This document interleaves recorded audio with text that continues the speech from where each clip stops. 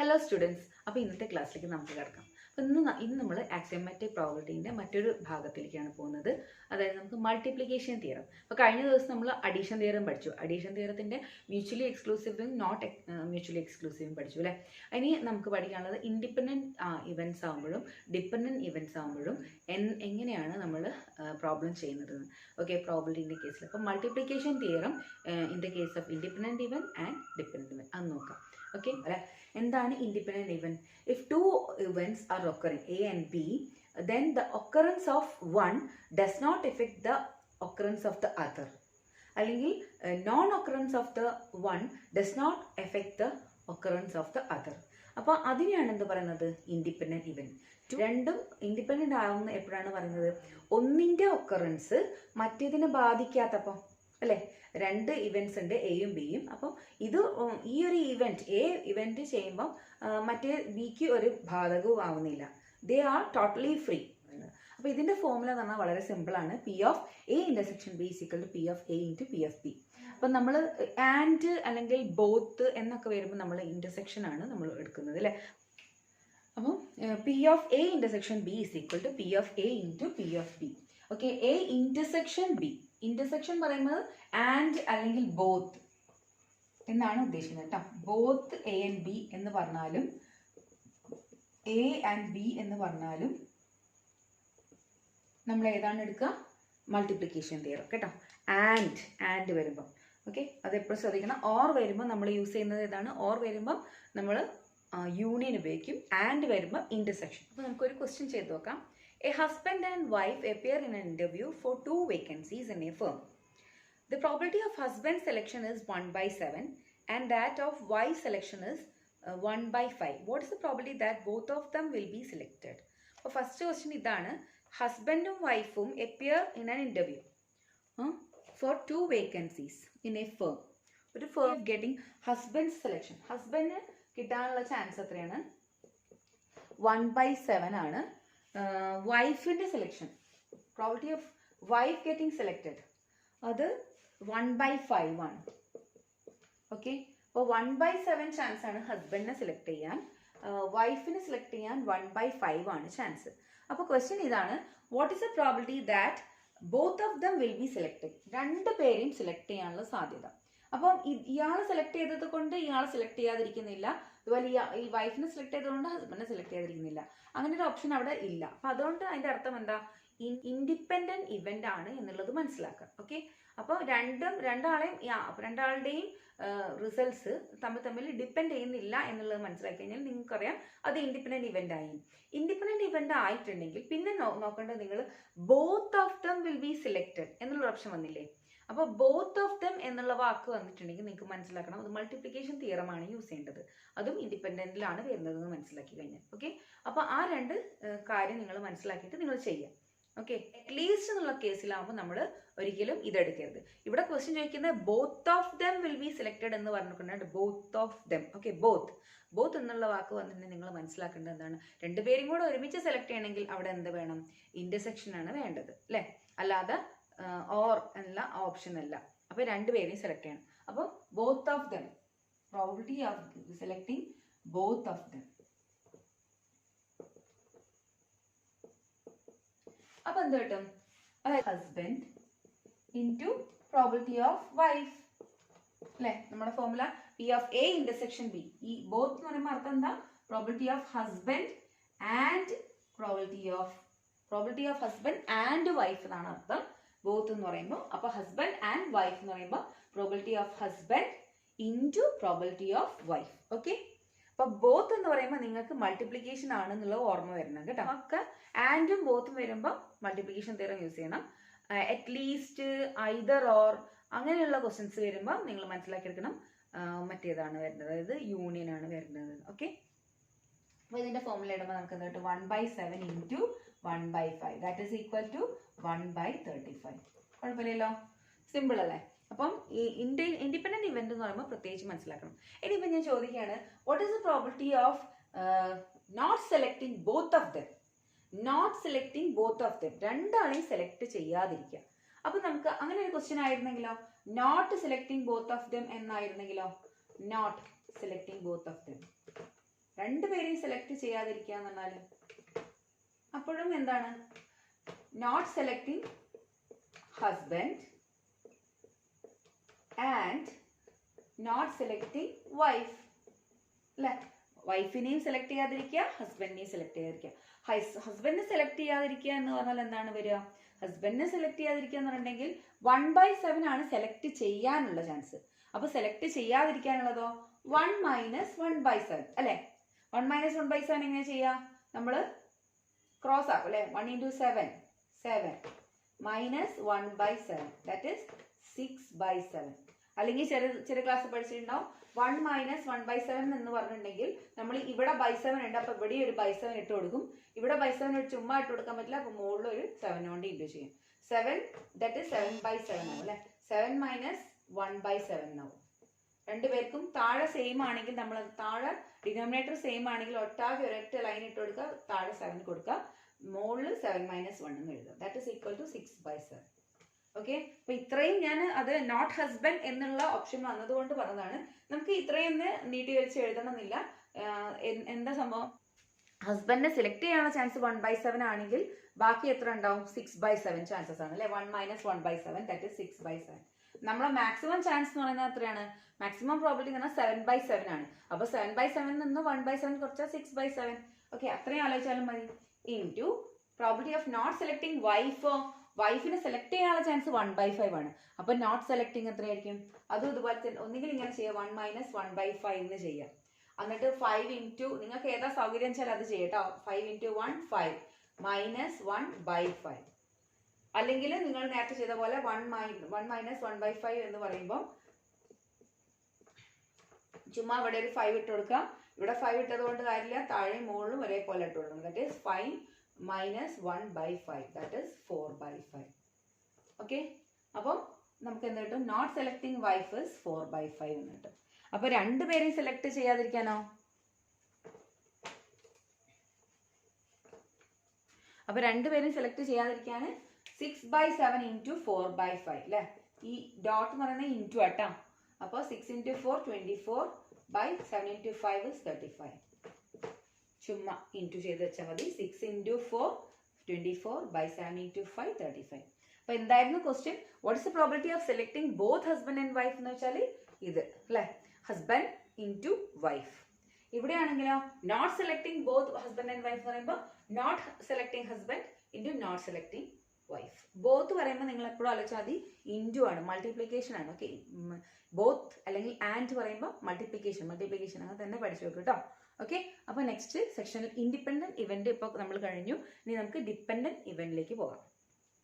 അപ്പോൾ what is dependent event?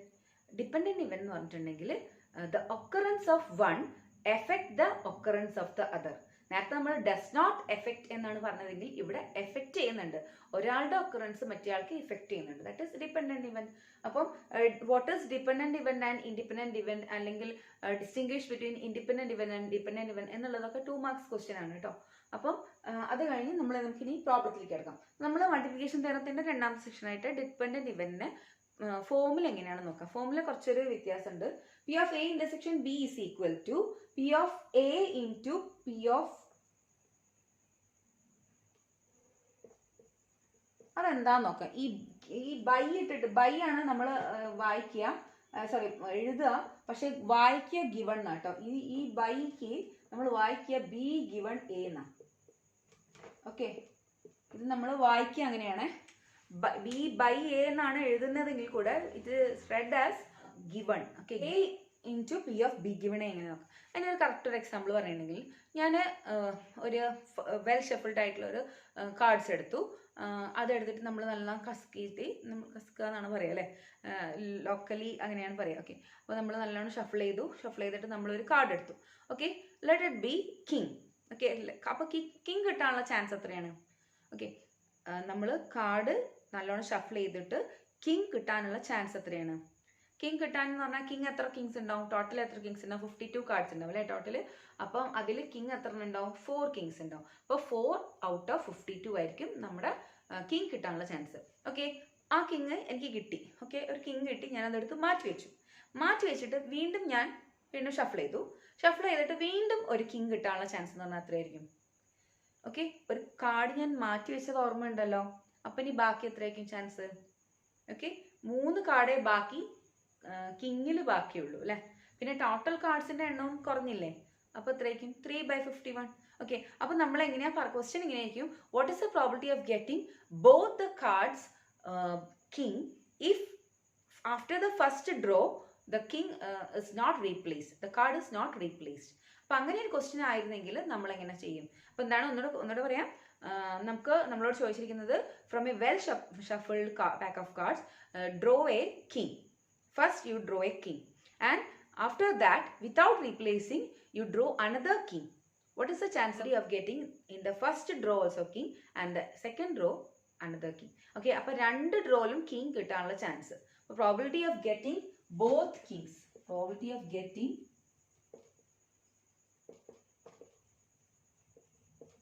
രണ്ടും king ആവാനുള്ള ചാൻസ്. ആദ്യത്തെ ഡ്രോയില് കിങ് ആവാനുള്ള ചാൻസ് എത്രയാണ്? 4/52 അല്ലേ. എന്നിട്ട് ബോത്ത് പറയുമ്പോൾ ഇൻറ്റു ആണ്. പിന്നെ രണ്ടാമത്തെ ചാൻസിൽ രണ്ടാമത്തെ ഷഫിൾ ചെയ്തു, ആ കാർഡ് നേരത്തെ എടുത്ത് മാറ്റി വെച്ചിട്ടുണ്ടായിരുന്നു, വീണ്ടും കിങ് കിട്ടാനുള്ള ചാൻസ് എന്ന് പറയുമ്പോൾ നമുക്ക് വേണമെങ്കിൽ ഇങ്ങനെ ഒരു കാര്യം ചെയ്യാം. ഏതാണ്? P of probability of getting king at the first draw into probability of getting king at the second draw. Okay, അപ്പോൾ ഫസ്റ്റ് ഡ്രോയിൽ കിങ് കിട്ടാനുള്ള ചാൻസ് എത്രയാണ്? 4/52 അല്ലേ. ആദ്യത്തെ ചാൻസിൽ കിങ് കിട്ടാനുള്ള ചാൻസ്, ആദ്യത്തെ ഡ്രോയിൽ കിങ് കിട്ടാനുള്ള ചാൻസ് പറഞ്ഞാൽ 4/52. ടോട്ടൽ കാർഡ്സ് 52 എണ്ണമുണ്ട്, 4 കിങ് ആണുള്ളത്, അപ്പോൾ 4/52. ഇനി രണ്ടാമത്തേതിൽ എന്ന് പറയുമ്പോൾ നമ്മൾ ആ കാർഡ് കിട്ടിയ കാർഡ് എടുത്ത് മാറ്റി വെച്ചിട്ടുണ്ട്, വീണ്ടും ഷഫിൾ ചെയ്ത് കിങ് കിട്ടാനുള്ള ചാൻസാണ് ചോദിക്കുന്നത്. അപ്പോൾ ഓൾറെഡി ഒരു കിങ് നേരത്തെ പോയിട്ടുണ്ട്, അപ്പോൾ നമുക്ക് കിങ്ങിൻ്റെ എണ്ണം കുറഞ്ഞു, അതാണ് 3 അല്ലേ by51. Total also get reduced അല്ലേ. ടോട്ടലിലും ഒന്ന് കുറഞ്ഞില്ലേ. അപ്പൊ നമ്മൾ K2 എന്നല്ല എഴുതുക. ആക്ച്വലി എന്താണ് K2 എന്ന് പറയുന്നത്? Given it is given that K1 is taken out അല്ലെ. It is given that K1 is taken out. എന്താണ് അവിടെ തന്നിരിക്കുന്നത്? ആദ്യത്തെ കിങ് എടുത്ത കിങ് മാറ്റി വെച്ചു, അതാണ് ഈ ഗിവൺ കാണിക്കുന്നത്. ഓക്കെ, അപ്പൊ probability of K1 into probability of K2 given by K1. Okay, അവിടെ ഗിവന്റെ അർത്ഥം മനസ്സിലായോ? അപ്പൊ ആദ്യത്തെ ഡ്രോ എന്ന് പറയുന്നത്, ഫസ്റ്റ് ഡ്രോ എന്ന് പറഞ്ഞാൽ ആദ്യം നമ്മൾ ഒരു കിങ് കിട്ടാനുള്ള ചാൻസ് എന്ന് പറഞ്ഞാൽ ദാറ്റ് ഇസ് ഇൻഡിപെൻഡന്റ് ഇവന്റ്. ചെയ്തിട്ട് വീണ്ടും ഒരു കിങ് കിട്ടാനുള്ള ചാൻസ് എന്ന് പറഞ്ഞിട്ടുണ്ടെങ്കിൽ ഒരു കിങ് കുറഞ്ഞു പോയി അല്ലേ. അപ്പൊ നമുക്ക് ഓട്ടോമാറ്റിക്കലി എന്താ, ആദ്യത്തെ ഇൻഡിപെൻഡന്റ് ഇവന്റിനെ ഡിപ്പെൻഡ് ചെയ്തു. രണ്ടാമത്തെ ഡ്രോ എന്ന് പറയുന്നത് ഫസ്റ്റ് ഡ്രോനെ ഡിപ്പെൻഡ് ചെയ്തു, that is called dependent event. Okay, അപ്പൊ രണ്ടാമത്തെ ഡ്രോയിൽ എന്തായി മാറി? It is given that first drawn card is not replaced. അതായത് ഇറ്റ് ഇസ് ഗിവൺ ദാറ്റ് ഒരു സ്ലാഷ് കണ്ടില്ലേ, ഈ സ്ലാഷ് വിട്ടു പോകരുത് കേട്ടോ. അപ്പം given that the first card drawn is not replaced and what's the probability of getting another key? അപ്പോൾ 3/51. അപ്പോൾ ഇതിന്റെ ആൻസർ എത്ര കിട്ടും? 4 into 3 is 12. 52 into 51 is 2652 അല്ലേ. ഇനി അതല്ലെങ്കിൽ കാൽക്കുലേറ്ററിൽ വെച്ചിട്ട് ചെയ്താലും മതി. Okay, 12 divided by 2652. 4 into 3 12. 52 into 51 is 2652. അപ്പോൾ നമുക്ക് കിട്ടിയത് അത് അങ്ങനെ തന്നെ എഴുതി വെക്കാം. അപ്പോൾ ദാറ്റ് ഇസ് ദ ആൻസർ. ഇനി വേണമെങ്കിൽ നിങ്ങൾക്ക് കാൽക്കുലേറ്ററിൽ വെച്ച് ചെയ്തിട്ടുണ്ടെങ്കിൽ ഇതിന്റെ കറക്റ്റ് വാല്യൂ കിട്ടും. അതെപ്പോഴും 0-ന്റെയും 1-ന്റെയും ഉള്ളിലായിരിക്കും അല്ലെ. പ്രോബിലിറ്റിന്റെ ഏത് വാല്യൂസ് നമുക്ക് കിട്ടുന്നത് ആൻസർ 0-ന്റെയും 1-ന്റെയും ഉള്ളിലായിരിക്കും. ഓക്കെ, അപ്പോൾ മൾട്ടിപ്ലിക്കേഷൻ തിയറം ഡിപ്പെൻഡന്റ് ഇവന്റും ഇൻഡിപെൻഡന്റ് ഇവന്റും ബേസ് ചെയ്തിട്ടുള്ള എങ്ങനെയാണെന്നുള്ളത് മനസ്സിലായി അല്ലേ. ഇനി പഠിക്കാനുള്ളത് കണ്ടീഷണൽ പ്രോബിലിറ്റിയാണ്. അപ്പോൾ ഇതിന്റെ ബേസ് ചെയ്തിട്ട് ഒരു പ്രോബ്ലം കൂടെ ഞാൻ തരാം. Contains 5 balls, 3 white and 2 black. 2 balls are drawn one after the other. 2 balls are drawn one after the other. Find the probability that they are both white. രണ്ടും വൈറ്റ് ആവാനുള്ള chance. ഒന്നാമത്തെ option എന്ന് പറഞ്ഞാൽ if the first ball is not replaced before drawing the second. ആദ്യത്തെ ball എടുത്തിട്ട് തിരിച്ചു വെച്ചില്ല. Okay, അതിൽ തന്നെ തിരിച്ചു വെച്ചില്ല. It is not replaced before drawing the second. അതാണ് first question. The first ball is replaced before drawing the second one. രണ്ടാമത്തെ question, first ball is replaced after drawing the first one. Balls total എത്ര balls ഉണ്ട്? 5. അതിൽ എത്ര white ഉണ്ട്? 3 white and 2 black. അല്ലേ? Total എത്ര balls ഉണ്ട്? 5. 3 white ഉണ്ട്, 2 ബ്ലാക്ക് ഉണ്ട്. ഓക്കെ, അത് വിട്ടുപോയത് 3 വൈറ്റ് ഉണ്ട്, 2 ബ്ലാക്ക് ഉണ്ട്. നമ്മളോട് എന്താ പറഞ്ഞിരിക്കുന്നത്? ആദ്യം ഒരു ബോൾ എടുത്തു, അത് is not replaced, and then we take another ball. Okay, then what's the probability that both of the balls drawn are white? Both of the balls drawn are white.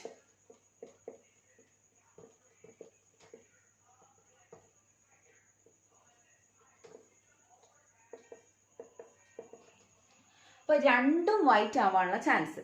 അപ്പോൾ നിങ്ങൾ മനസ്സിലാക്കണം, ഒന്ന് എടുത്തത് കൊണ്ട് മറ്റേ ആൾക്ക് ബാധിക്കുന്നുണ്ടോ ഇല്ലേ.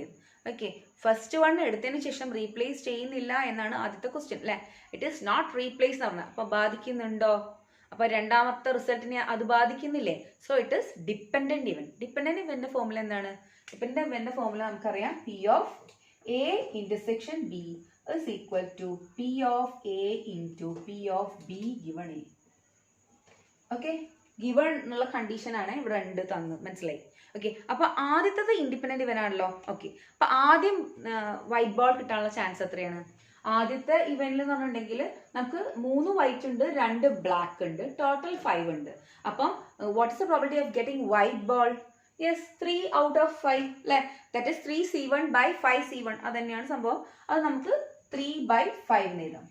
ആദ്യത്തെ ബോൾ അതായത് പി ഓഫ് എ അല്ലെ, അതിന് വേണമെങ്കിൽ നമുക്ക് വേണമെങ്കിൽ അങ്ങനെ എഴുതാം, P of getting first white ball into probability of getting second white ball when it is given that first white ball is not replaced.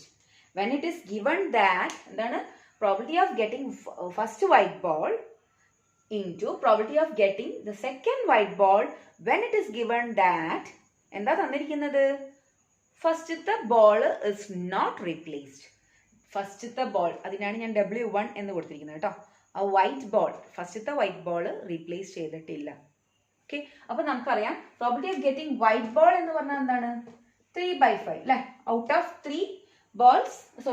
5 balls 3 are white. So 3C1 by 5C1 അത് കിട്ടി. Into രണ്ടാമത്തെ കേസിൽ എന്താ പറയുന്നത്? ആദ്യത്തെ ball എടുത്തത് replace ചെയ്യുന്നില്ല. Okay, ആദ്യത്തെ റീപ്ലേസ് ചെയ്യുന്നില്ലെങ്കിൽ പിന്നെ ബാക്കി അവിടെ എത്ര വൈറ്റ് ബോൾസ് കാണും? 2 വൈറ്റ് ബോൾസ് അല്ലേ. ടോട്ടലിലും മാറ്റം വരുന്നില്ലേ? ടോട്ടൽ 5 ബോൾസ് ഉണ്ടാവോ? ഇല്ല, ആദ്യത്തെ ഒരു ബോൾ എടുത്ത് മാറ്റി വെച്ചിട്ടുണ്ട്. That is 2/4. Okay, that is 3/5 into cut ചെയ്തിട്ട് എത്ര കിട്ടും? 1/2. ദാറ്റ് ഇസ് 3/10 എന്ന് കിട്ടും, വിച്ച് ഇസ് ഈക്വൽ ടു 0.3 അല്ലേ. 3/10 ആയതുകൊണ്ടാണ് ഞാൻ വേഗം പോയിന്റിലേക്ക് മാറ്റിയത്. ഓക്കെ, ഇപ്പോൾ ക്വസ്റ്റ്യൻ ക്ലിയർ ആയല്ലോ. അപ്പം ആദ്യത്തെ ഒരു ബോള് വൈറ്റ് ആവാനും രണ്ടാമത്തെ ബോളും വൈറ്റ് ആവാനുള്ള ചാൻസ്. പക്ഷേ ആദ്യത്തെ ബോൾ റീപ്ലേസ് ചെയ്തിട്ടില്ല എന്ന് പറയുമ്പോൾ നമ്മൾ ഈ ഒരു ഫോമിലാണ് എടുക്കേണ്ടത്. Probability of getting first ball white into probability of getting second ball white when it is given that first ball is not replaced എന്ന് പറയുമ്പോൾ നമ്മൾ ഇങ്ങനെ ചെയ്യണം. ഓക്കെ, ഇനി നമുക്ക് നെക്സ്റ്റ് ക്വസ്റ്റ്യൻ എന്തായിരുന്നു? ഫസ്റ്റത്തെ ബോൾ റീപ്ലേസ് ചെയ്തിട്ടുണ്ട്. First ball drone is replaced. ആദ്യം എടുത്ത ബോള് വൈറ്റ് ആണ്, ആ വൈറ്റ് റീപ്ലേസ് ചെയ്തിട്ടുമുണ്ട്. അപ്പോൾ അവിടെ എന്തായി?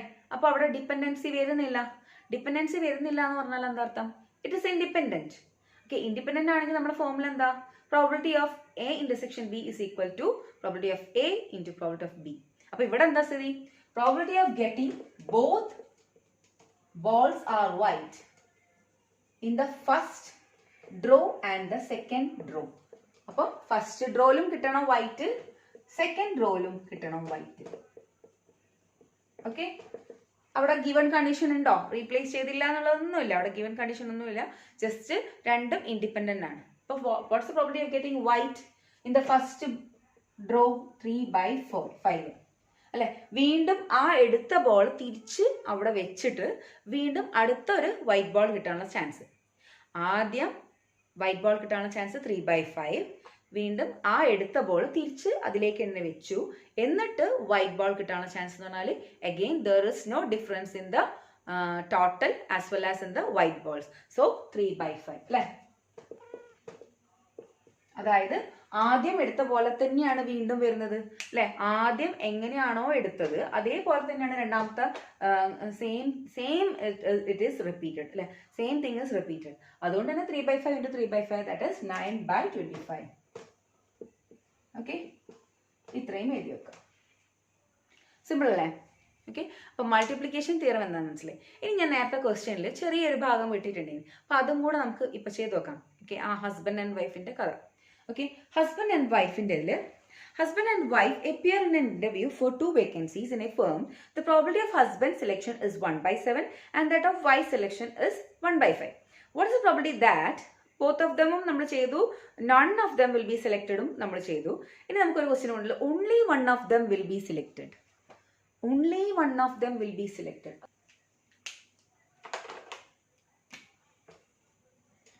Only one of them will be selected. ഇതെങ്ങനെ ചെയ്യും? Only one of them will be selected. അതെങ്ങനെ ചെയ്യും? അതിൽ ഹസ്ബൻഡ് ഒന്നുകിൽ ഹസ്ബൻഡിനെ സെലക്ട് ചെയ്യാം അല്ലെങ്കിൽ വൈഫിനെ സെലക്ട് ചെയ്യാം. only one of them, exactly one, only one. അതെങ്ങനെയാണ് കിട്ടുക? അപ്പൊ അതിന് നമുക്കൊരു മാർഗമുണ്ട്. അപ്പൊ ഇവിടെ 2 കേസ് ഒക്കർ ചെയ്യുന്നുണ്ട്. ഒന്ന് ഹസ്ബൻഡിനെ സെലക്ട് ചെയ്യാം അല്ലെ. അപ്പം ഇയാളെ സെലക്ട് ചെയ്യാൻ പാടില്ല, വൈഫിനെ സെലക്ട് ചെയ്യാൻ പാടില്ല. അപ്പോൾ വൈഫിനെ ഡസ് നോട്ട് സെലക്ട്. അതിന് നമ്മൾ പറയും കോംപ്ലിമെന്റ് എന്നാണ്. നിങ്ങൾ ആ വാക്ക് നിങ്ങൾ മനസ്സിലാക്കിയില്ലെങ്കിലും നോട്ട് വൈഫിന് ചെയ്ത് അല്ലെ. നിങ്ങൾ കോംപ്ലിമെന്റ് എന്നൊക്കെ ചെയ്ത് നിങ്ങൾക്ക് കൺഫ്യൂഷൻ വരണ്ട. Not selecting wife. ഓക്കെ, എൻ്റെ എച്ചും ഡബ്ല്യു ഒരേപോലെ ഉണ്ട് തോന്നുന്നു അല്ലെ. ഡബ്ല്യു ആട്ടോ ഇത് ഉദ്ദേശിച്ചത്. അപ്പോൾ പ്രോബിലിറ്റി ഓഫ് സെലക്ടിങ് ഹസ്ബൻഡ്. അപ്പോൾ ആരെ സെലക്ട് ചെയ്യാൻ പാടില്ല? വൈഫിനെ സെലക്ട് ചെയ്യാൻ പാടില്ല. അതാണ് ഞാൻ അവിടെ എഴുതിയത്. And probability of not selecting wife. പക്ഷെ ഞാൻ ഇവിടെ പ്ലസ് ഇട്ടു. അതെന്താണ്? ഇവിടെ പ്ലസ് ഇടാൻ കാരണമുണ്ട്. ഇവിടെ 2 ഓപ്ഷൻ വരുന്നുണ്ട്. ഹസ്ബൻഡിനെ സെലക്ട് ചെയ്യാം, അപ്പം വൈഫിനെ സെലക്ട് ചെയ്യരുത്. പിന്നെ മറ്റൊരു case it's or condition. Or condition is there. എന്താണ്? വൈഫിനെ സെലക്ട് ചെയ്യാം ബട്ട് ഹസ്ബൻഡിനെ സെലക്ട് ചെയ്യാൻ പാടില്ല. ഓക്കെ, അപ്പൊ ആദ്യത്തെ ഓപ്ഷൻ എന്താണ്? ഹസ്ബൻഡിനെ സെലക്ട് ചെയ്യാം. ആ ഹസ്ബൻഡിനെ സെലക്ട് ചെയ്യുന്ന സമയത്ത് ആരെ സെലക്ട് ചെയ്യാൻ പാടില്ല? വൈഫിനെ സെലക്ട് ചെയ്യാൻ പാടില്ല. പിന്നെ ഒരു കണ്ടീഷൻ മറ്റൊരു കണ്ടീഷൻ ഓർ കണ്ടീഷൻ, വൈഫിനെ സെലക്ട് ചെയ്യാം, ഹസ്ബൻഡിനെ സെലക്ട് ചെയ്യാൻ പാടില്ല. അതുകൊണ്ടാണ് ഞാനിവിടെ ഓർ എന്നുള്ളത് ഉദ്ദേശിച്ചിട്ടോ. Or not husband but wife അല്ലെ. അപ്പൊ ഇതിനെങ്ങനെയാണ് ഞാൻ ഇങ്ങനെ ഇൻറ്റു ആക്കിയിട്ട് എഴുതുന്നത് അല്ലെ. ഇവിടെ ഡിപ്പെൻഡൻസി എന്നല്ല, പക്ഷെ അവിടെ ഒരു ഇൻറ്റു തന്നെയാണ് വരുന്നത്. ഇതിനെ റെപ്രസെന്റ് ചെയ്യാൻ ഡബ്ല്യു കോംപ്ലിമെന്റ് എന്നാട്ടോ. H complement into wife. അതായത് പ്രോബിലിറ്റി ഓഫ് സെലക്ടിങ് ഹസ്ബൻഡിനെ സെലക്ട് ചെയ്യാനുള്ള ചാൻസ് എത്രയാ? 1/7. വൈഫിനെ നോട്ട് സെലക്ടിങ്, വൈഫിനെ സെലക്ട് ചെയ്യാനുള്ള ചാൻസ് എത്രയാ? 1/5. അപ്പം probability of not selecting wife എന്തായിരിക്കും? അപ്പൊ അതൊന്നും നമുക്ക് ഇവിടെ എഴുതി വെക്കാം അല്ലെ. പ്രോബിലിറ്റി ഓഫ് സെലക്ടിങ് ഹസ്ബൻഡ് ഇതാണ് 1/7 ആണ്. അപ്പൊ probability of not selecting husband എത്ര വരും? 1/7 ആണ് ടോട്ടൽ. 1/7 ആണ് ടോട്ടൽ സെലക്ഷനുള്ളത്. അപ്പോൾ നോട്ട് സെലക്ടിങ് ഇങ്ങനെ ചെയ്യാം. നമ്മുടെ മാക്സിമം പ്രോബിലിറ്റി എന്ന് പറഞ്ഞാൽ 1 ആണ്. അതിൽ നിന്നും ആരെ കുറയ്ക്കണം? ഈ 1/7 കുറയ്ക്കണം. 1 - 1/7 ദാറ്റ് ഈസ് നമ്മൾ 1ൽ നിന്നും 1/7 കുറയ്ക്കുക എന്ന് പറഞ്ഞാൽ അർത്ഥം എന്താ? ഒന്നുകിൽ 7/7 നിന്നും കുറയ്ക്കുക എന്നുള്ള രീതിയിൽ പഠിച്ചു വെക്കുക. അല്ലെങ്കിൽ നിങ്ങൾ ഷോർട്ട് കട്ട് ആക്കിയിട്ട് 1 × 7 ഇത് ക്രോസ് ആക്കിയിട്ട് എടുക്കാം. ഓക്കെ, 1 × 7 7, 7 - 1 അങ്ങനെ എടുത്ത് പഠിക്കാം. 6/7. അല്ലെങ്കിൽ നിങ്ങൾ എങ്ങനെ പഠിക്കണം? 7/7 - 1/7 അല്ലേ. 1 എന്ന് പറഞ്ഞിട്ടുണ്ടെങ്കിൽ നമുക്ക് 7/7 എഴുതി കൂടെ? 7/7 - 1/7 ദാറ്റ് ഈസ് 7 അങ്ങോട്ട് എഴുതുക. 7 - 1 is 6, 6/7. അപ്പൊ നോട്ട് സെലക്ടിങ് ഹസ്ബൻഡ് 6/7. അതുപോലെ നോട്ട് സെലക്ടിങ് വൈഫ് ആണെങ്കിലോ? നോട്ട് സെലക്ടിങ് വൈഫ് ഓക്കെ 1/5 ആണ് വൈഫിനെ സെലക്ട് ചെയ്യാനുള്ള ചാൻസ്. 1/5 ആണ്. അപ്പൊ ടോട്ടൽ പ്രോബിലിറ്റി എന്ന് പറഞ്ഞാൽ എന്താ? 1 ആണ്. ആ 1ൽ നിന്നും ഈ 1/5 കുറച്ചാൽ മതി. ദാറ്റ് ഈസ് ക്രോസ് ചെയ്തിട്ടുണ്ടെങ്കിൽ കിട്ടും 5 - 1/5 ദാറ്റ് ഈസ് 4/5. ഓക്കെ, നിങ്ങൾക്ക് ഏതാ സൗകര്യം എന്ന് വെച്ചാൽ നിങ്ങൾ അങ്ങനെ ചെയ്തോട്ടെ. ഈ മെത്തേഡിലാണെങ്കിൽ 5/5 - 1/5 ദാറ്റ് ഈസ് 4/5. അപ്പോൾ ജസ്റ്റ് ഇവിടെ കിട്ടും 4/5 അല്ലേ. ഇവിടെ 4/5. നോട്ട് സെലക്ടിങ് വൈഫ് എന്ന് പറഞ്ഞാൽ 4/5. Plus probability of not selecting husband എന്ന് പറഞ്ഞാൽ 6/7 into probability of getting wife selected എന്ന് പറയുമ്പോൾ 1/5. അപ്പോൾ എന്താ കിട്ടും? ഇനി നിങ്ങൾ ഇൻറ്റുവും പ്ലസും കൂടെ ഒരുമിച്ച് തന്നെ ചിലവർ ഇത് രണ്ടും കൂടെ ഒക്കെ പ്ലസ് ചെയ്താള്, അങ്ങനെയൊക്കെ ചെയ്യാൻ പാടില്ല. ബോഡ്മാസ് റൂൾ പ്രകാരം നമ്മൾ ആദ്യം എന്ത് ചെയ്യണം? ബോഡ്മാസ് അല്ലെ, ഓർമ്മിക്കാൻ വേണ്ടിയിട്ടാട്ടോ, അത് ബോറാവുന്നവർ സ്കിപ്പ് ചെയ്തോളാം. ബോഡ്മാസ് റൂൾ പ്രകാരം എന്താണ്? ബ്രാക്കറ്റ് ഓഫ് ഇത് ഡിവിഷൻ, മൾട്ടിപ്ലിക്കേഷൻ, അഡീഷൻ, സബ്ട്രാക്ഷൻ. അപ്പം മൾട്ടിപ്ലിക്കേഷൻ കഴിഞ്ഞിട്ട് അഡീഷൻ ചെയ്യാൻ പാടുള്ളൂ. ഇവിടെ അഡീഷൻ കാണുന്നുണ്ടാവും, മൾട്ടിപ്ലിക്കേഷൻ കാണുന്നില്ലേ? അപ്പൊ ഈ മൾട്ടിപ്ലിക്കേഷൻ ആദ്യം ചെയ്യണം, എന്നിട്ട് ലാസ്റ്റ് നമുക്ക് അഡീഷൻ ചെയ്യാം കേട്ടോ. അപ്പം 1/7 ഇൻറ്റു 4/5 ചെയ്യണം. 1 into 4 4 by 7 into 5 35 plus 6 into 1 6 divided by 7 into 5 35. Okay, ഇനി എന്ത് ചെയ്യണം? ആഡ് ചെയ്യണം. മൾട്ടിപ്ലിക്കേഷൻ കഴിഞ്ഞാൽ പിന്നെ നമുക്ക് ആഡ് ചെയ്യാം. ആഡ് ചെയ്യുമ്പോൾ എന്താ? താഴെ രണ്ടും സെയിം ആണ്. അപ്പം ബൈ 35 4 പ്ലസ് 6 4 പ്ലസ് 6 എത്രയാ?